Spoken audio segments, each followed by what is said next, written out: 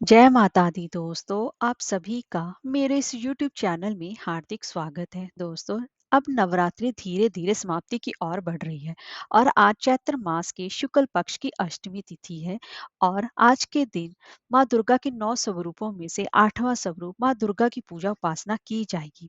और आज के दिन कुछ लोग व्रत भी रखते हैं और आज के दिन कुछ लोग कन्या पूजन भी करते हैं और अपने व्रतों का समापन भी करते हैं। महागौरी को आदि शक्ति जगजननी कहा जाता है और माता को इस स्वरूप को अन्नपूर्णा भी कहा जाता है। माँ गौरी की इस स्वरूप की आयु 8 साल बताई गई है और आज के दिन महागौरी शक्ति की पूजा उपासना करने से माँ गौरी भक्त की सभी मनोकामनाएं अवश्य ही पूर्ण करती हैं। तो दोस्तों, आज की इस वीडियो में हम जानेंगे कि महागौरी की पूजा विधि क्या रहेगी, शुभ रंग, मंत्र, भोग, फूल, व्रत कथा और अष्टमी तिथि कब से प्रारंभ हो रही है और इस दिन एक किया जाने वाला खास महा उपाय के बारे में। तो चलिए वीडियो शुरू करते हैं। दोस्तों, अगर आपको हमारी ये वीडियो अच्छी लगी हो तो लाइक, शेयर और सब्सक्राइब करना ना भूलें और कमेंट बॉक्स में जय माता दी अवश्य लिखें। तो चलिए वीडियो शुरू करते हैं। दोस्तों, माता महागौरी के अगर स्वरूप की बात की जाए तो महागौरी के वस्त्र और आभूषण भी दोनों ही सफेद हैं और माँ का रंग भी सफेद है, जिन्हें कि उन्हें गौर वन कहा जाता है। और माँ को सफेद रंग भी अत्यंत ही प्रिय है और सफेद रंग प्रिय होने के कारण ही इन्हें श्वेतांबरा भी कहा जाता है। माँ का वाहन वृषभ है और इनकी 4 भुजाएं हैं। ऊपर वाले दाहिने हाथ में अभय मुद्रा है और नीचे वाले हाथ में त्रिशूल है। ऊपर वाले बाएं हाथ में माँ ने डमरू धारण किया हुआ है और नीचे वाले हाथ में वर मुद्रा धारण की हुई है। माँ की ये पूरी मुद्रा बहुत ही ज्यादा शांत है और माँ का यह स्वरूप बहुत ही ज्यादा सौम्य माना गया है। और माँ का पसंदीदा रंग गुलाबी और सफेद है और माँ को सफेद पुष्प अर्पित करने से माता जल्दी ही प्रसन्न हो जाती हैं। तो दोस्तों, अब हम जान लेते हैं कि अष्टमी तिथि कब से प्रारंभ हो रही है। तो दोस्तों, 15 अप्रैल की दोपहर 12:11 से अष्टमी तिथि प्रारंभ हो रही है और 16 अप्रैल की दोपहर 1:24 तक रहेगी। तो ऐसे में उदय तिथि के हिसाब से 16 अप्रैल को महाअष्टमी यानी कि महागौरी जी का व्रत भी रखा जाएगा। और इस दिन जो व्रतों का उद्यापन करना चाहते हैं वो आज के दिन व्रत का उद्यापन करके हवन और कंजक पूजन करके अपने व्रत का पारण भी करेंगे। तो अभिजीत मुहूर्त का समय रहेगा दोपहर के 12:01 से लेकर दोपहर के 12:51 तक रहेगा और ब्रह्म मुहूर्त का समय रहेगा सुबह 4:31 से लेकर सुबह के ही 5:19 तक रहेगा। और दोस्तों, इस दिन नवरात्रि के अष्टमी तिथि पर खास शुभ योग भी बन रहे हैं, जिनमें की है स्वार्थ सिद्ध योग। जो कि स्वार्थ सिद्ध योग होता है वह पूजा पाठ और मांगलिक कार्यों के लिए बेहद ही शुभ माना जाता है। और इस दिन मासिक दुर्गाष्टमी भी है, चैत्र नवरात्रि की महाअष्टमी भी है। इसी वजह से इसका महत्व और भी बढ़ गया है। तो सर्वार्थ सिद्ध योग प्रारंभ हो रहा है 16 अप्रैल की सुबह 3:05 से प्रारंभ हो रहा है, जो कि 16 अप्रैल की सुबह ही 6:08 तक रहेगा। उस दौरान की गई पूजा का फल अत्यंत ही शुभ फलदायी माना जाता है। दोस्तों, अष्टमी तिथि पर कन्या पूजन का सबसे ज्यादा महत्व माना जाता है। कुछ लोग अष्टमी तिथि पर कन्या पूजन करते हैं, कुछ लोग नवमी तिथि पर कन्या पूजन करते हैं। आपके यहाँ जैसा हो आप उसके हिसाब से कर सकती हैं।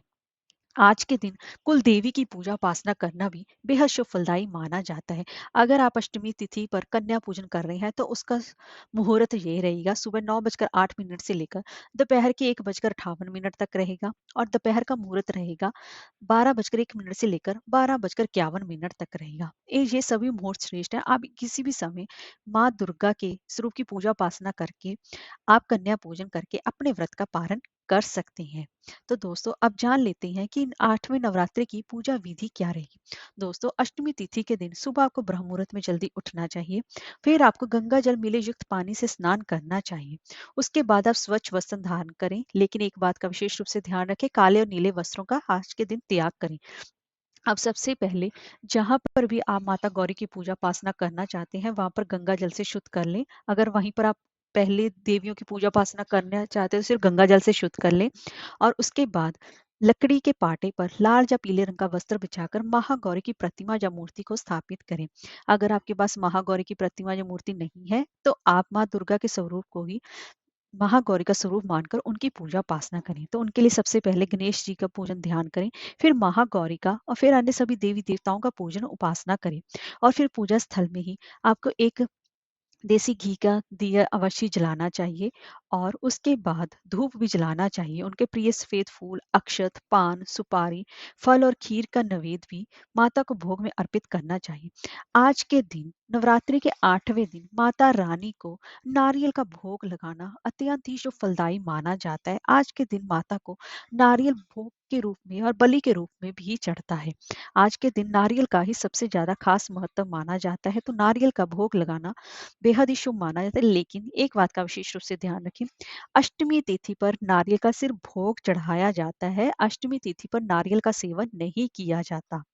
इस बात का विशेष रूप से ध्यान रखें, क्योंकि आज के दिन नारियल का सेवन करने से बुद्धि का नाश होता है। इसीलिए आपने जो भोग स्वरूप नारियल चढ़ाया, उसको आप नवमी तिथि पर खा सकते हैं। अष्टमी तिथि पर नारियल का सेवन ना करें। तो दोस्तों, अब हम जान लेते हैं कि इस दिन हमें कौन सा खास महाउपाय करना चाहिए और व्रत कथा क्या है।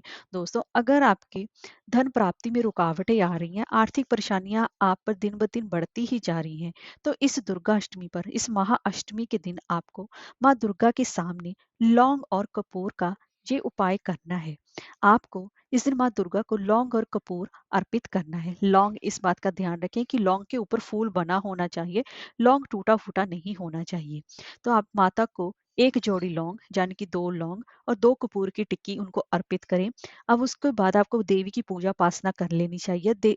पूजा उपासना करने के बाद धूप दीप लौंग और कपूर को दिखाने के बाद इस प्रसाद को अपनी तिजोरी या पर्स में रख ले। जहां पर भी आप धन रखते हैं वहां पर अवश्य रखें। ऐसा करने से आपकी आर्थिक परेशानियां धीरे धीरे कमी होंगी, साथ में जीवन में सफलता भी मिलेगी और सभी कार्यों में आप आगे भी बढ़ेंगे। तो इस दुर्गाष्टमी पर इस उपाय को आप विशेष रूप से आपको आज के दिन करना चाहिए। आइए दोस्तों, अब जान लेते हैं कि और इसके साथ-साथ माता के बीज मंत्र ओम देवी महागौरे नमः का भी अवश्य आज के दिन जाप करना चाहिए। ऐसा करने से और कम से कम 108 बार तो माता का स्वरूप की पूजा उपासना मतलब उसके मंत्र का जाप करना चाहिए। इससे ज़्यादा करना चाहें तो भी आप कर सकती हैं। और आज के दिन अगर आप कंजक पूजन करना चाहें तो कंजक पूजन भी अवश्य करेंगे तो माता की विशेष कृपा आप पर और आपके पूरे परिवार पर बनी रहेगी। तो दोस्तों, आज उसके बाद अब हम कथा का रसपान करते हैं। पुरानी कथाओं के अनुसार एक बार माता ने भगवान शिव को पति के रूप में प्राप्त करने के लिए कठोर तपस्या की। तपस्या के दौरान माँ हजारों वर्षों तक निराहार रही, जिस कारण उनका शरीर काला पड़ गया था। जब माँ की कठोर तपस्या से भगवान शिव प्रसन्न हुए, तो उन्होंने माँ को पत्नी के रूप में स्वीकार किया और उनके शरीर को गंगा के पवित्र जल से धोकर अत्यंत ही कांति में जाने की बना दिया, जिस कारण इनका काला रंग गौर वर्ण जैसा हो गया। इसके बाद माँ पार्वती के स्वरूप को महागौरी के नाम से जाना जाता है। जय माता दी।